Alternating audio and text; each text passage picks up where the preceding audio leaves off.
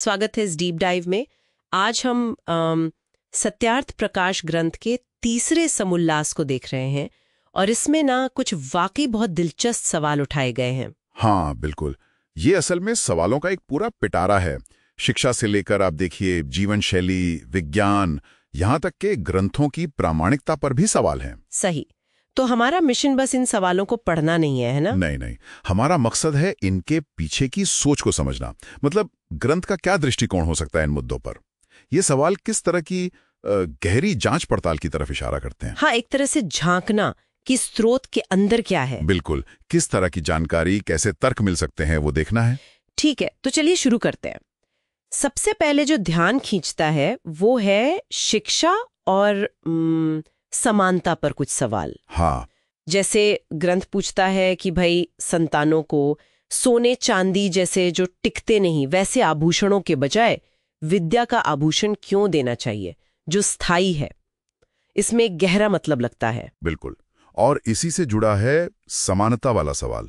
बहुत मजबूत तर्क है कि गुरुकुल में मतलब ब्रह्मचर्य आश्रम में चाहे राजा का बेटा हो या गरीब का, सबको एक जैसे कपड़े क्यों मिले, एक जैसा खाना, आसन।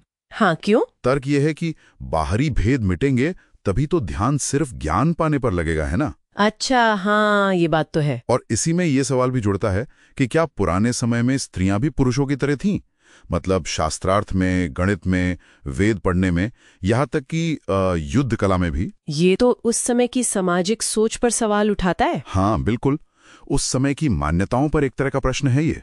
अच्छा, शिक्षा और समानता से आगे बढ़े तो जीवन शैली और अनुशासन पर भी काफी जोर दिखता है। प्राणायाम से मन को कैसे वश में करें। हाँ, और प्राणायाम का ब्रह्मचर्य से क्या कनेक्शन है, मतलब आत्मसंयम से। ऐसा लगता है कि ये मानसिक और शारीरिक अनुशासन को जोड़कर देख रहे हैं। सही। और ये सिर्फ व्यक्तिगत साधना नहीं है, रोजमर्रा के जो कर्मकांड है उन पर भी सवाल है। जैसे पंच महायज्ञ क्यों करने चाहिए। हाँ, ये 5 रोज के कर्तव्य माने जाते हैं। ईश्वर, ऋषि, पितर, मनुष्य, दूसरे प्राणियों के प्रति आभार।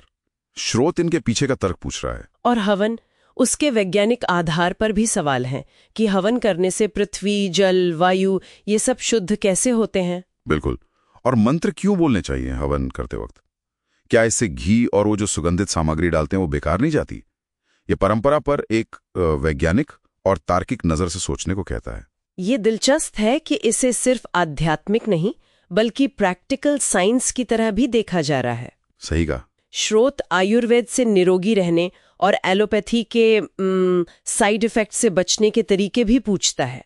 और तो और ये भी कि क्या प्राचीन भारतीय वैज्ञानिक सूर्य और चंद्र ग्रहण की तारीखें पहले से ही निकाल लेते थे। हाँ, ये ज्ञान विज्ञान की अपनी विरासत पर भी एक नजर है। निश्चित रूप से। और फिर आता है वो हिस्सा जो शायद सबसे महत्वपूर्ण या विवादास्पद भी हो सकता है, ग्रंथों की प्रामाणिकता का।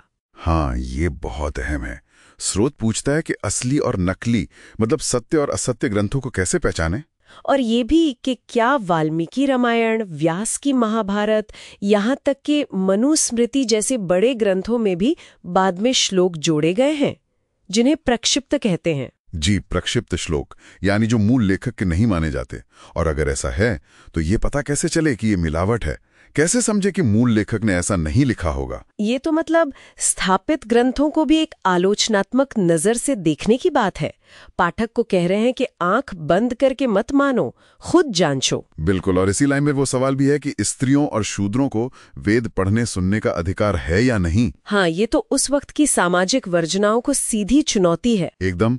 और साथ ही जो बाहरी चिन्ह हैं जैसे तिलक लगाना, कंठी पहनना, माला फेरना या एकादशी जैसे व्रत रखना, क्या इनसे सच में पाप धुल जाते हैं या ये सिर्फ दिखावा है, इस पर भी सवाल है। तो कुल मिलाकर देखें, एक्सपर्ट स्पीकर ये सवाल कितने अलग अलग क्षेत्रों को छू रहे हैं।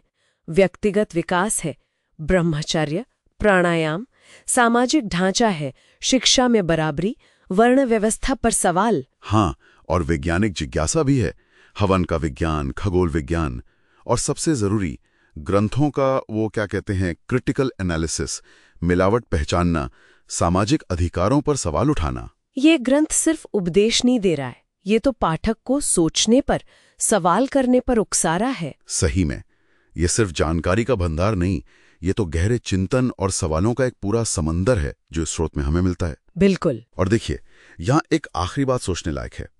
ये जो ग्रंथों की प्रामाणिकता पर सवाल उठाने की बात है, सदियों से हुई मिलावट को पहचानने की कोशिश है। हाँ, वो आज के समय में जब हम इंफॉर्मेशन ओवरलोड के युग में जी रहे हैं, जहाँ हर तरफ से इतनी जानकारी आ रही है, वहाँ कितनी जरूरी हो जाती है। मतलब सच को झूठ से अलग करने की वो क्षमता। हाँ, वही आलोचनात्मक दृष्टि। शायद आज ये पहले से भी ज्यादा प्रासंगिक है।